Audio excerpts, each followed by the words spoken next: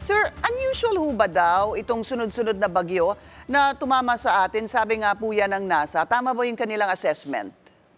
Well, as you said earlier po, Ms. Pinky, tama no? So it has been a long time since nakaroon po ng ganitong karaming bagyo dito sa ating Pacific Basin. So one reason for this is medyo aktibo yung ating Pacific Ocean sa ngayon. So as a result, maraming low pressure area and the circulation sa nabuo.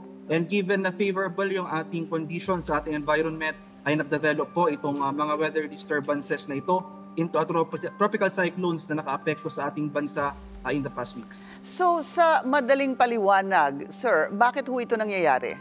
O bakit ito nangyari muli after so many decades?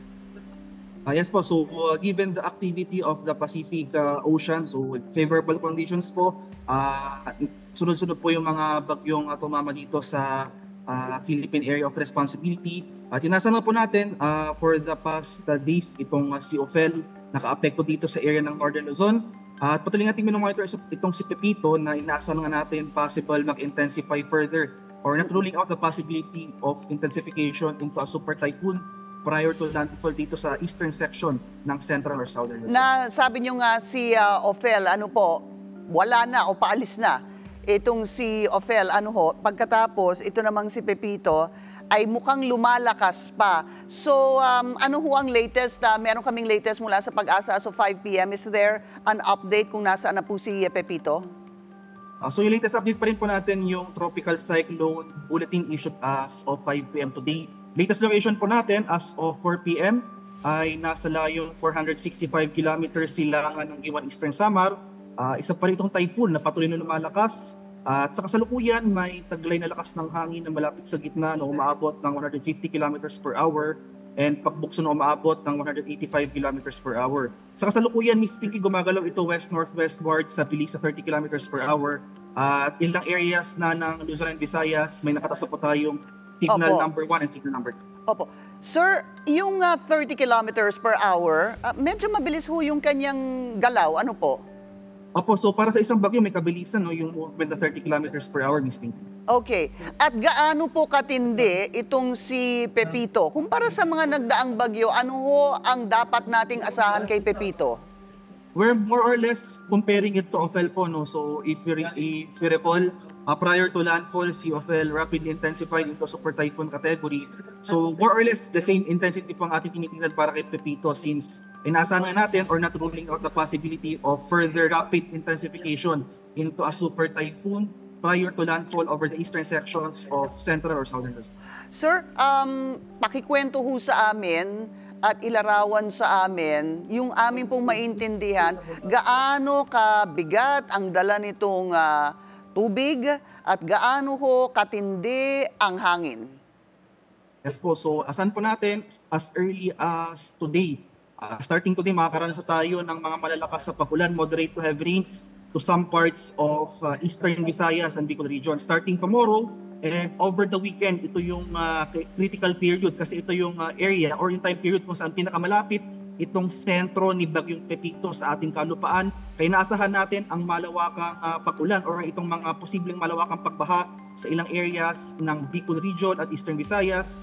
Malakas na rin ang pag-ulan na ating inaasahan sa malaking bahagi ng Central Luzon, Southern Luzon. Papatuloy mga pag-ulan dito sa Eastern Visayas.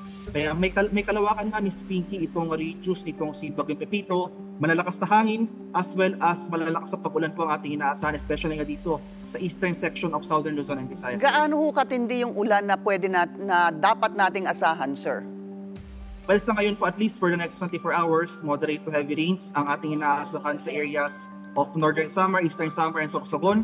Mas lalong lalakas pa yung mga pag-ulan starting tomorrow at rarami pa yung mga areas na makakaranas ng pag-ulan over the weekend. Opo. Intense torrential rains. So ito po yung pinakamalakas sa pag-ulan na kumbaga ito po yung greater than 200 millimeters of rains. So isa-isahin ko po itong mga lalawigan ng Catanduanes, Camarines Norte, Camarines Sur, Sorsogon at Albay starting tomorrow. Ito po yung mga areas na pinakamararanasan itong mga malalakas sa pag-ulan. Sir Daniel, kapag sinabi niyo pong starting tomorrow, when tomorrow, sir? Tomorrow afternoon po. So starting tomorrow afternoon, lalakas na po yung mga pag-ulan na dala nitong si Pepito. At mahahagip din ni Pepito ang Metro Manila? Yes po, so Metro Manila starting tomorrow, moderate to heavy rains po. Lalakas yung mga pag-ulan na ito pagsapit ng linggo, Miss Pinky. So hindi lang Metro Manila, no? Metro Manila, nearby provinces, itong areas ng Central Luzon and Calabarzon area, makakaranas rin po tayo ng malalakas na pag-ulan. Sir, meron pa ho akong ilang mga katanungan. Ito po kasing sinabi ni Pangulong Marcos, itong storm surge. Ano po, meron akong narinig kanina during the command conference that storm surges could rise up to 3 meters. Is that correct, sir? Yes po, so meron po tayong storm surge warning na issued. So tama nga po, 3 meters pong storm surge ating posibleng maranasan within the next 48 hours. In anticipation yan sa paglapit ng sentro ni Bagyong Pepito. So ito pong mga localities or itong coastal communities na lalawigan ng Aurora, Quezon, southeastern Batangas, northwestern Romblon, Marinduque, itong coastlines ng Bicol Region, northern Samar, eastern Samar, and Biliran. Maghanda po tayo sa posibleng epekto nitong storm surge. Ito po yung pagtaas ng ating mga alon na malapit nga sa low-lying areas along our coastlines. Sir, are there telltale signs na magkakaroon po ng storm surge? Well, one reason kung bakit po nakakaroon tayo ng storm surge ay kung malapit na yung sentro or yung eye ng isang typhoon sa atin. So, pag gradual na tumataas na yung alon na malapit nga sa coastlines, isa po ito sa mga signs. So, sabi mo, isa ito sa mga telltale signs na papalapit na yung storm surge sa iyong area. At pag sinabing 3 meters, gaano ho ba kataas ang 3 metro?